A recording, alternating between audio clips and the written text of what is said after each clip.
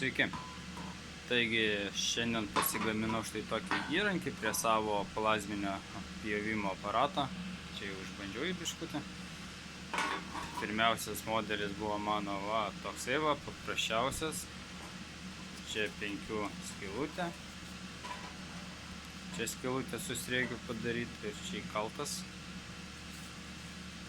Bet su jo didelis atstumas, todėl plonesnius, mažesnius ratukus nepadarysi.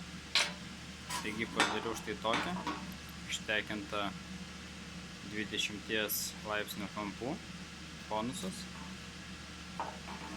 Čia atsisuka ir reguliuojasi. Tiesiog varžtas ištekintas, kad tilptų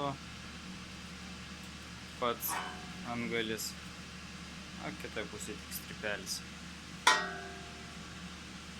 Ir slankiai gali ilgiai reguliuoti. Taigi labai yra patogu. Įdedi ir prasuki.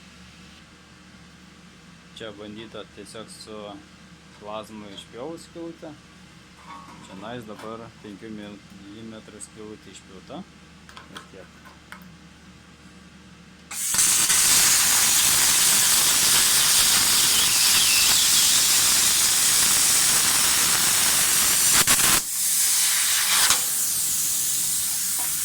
Tai ir viskas.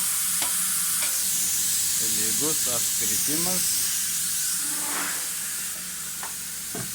Viskas tobulai. Labai paprasta, gamyba jo yra greita.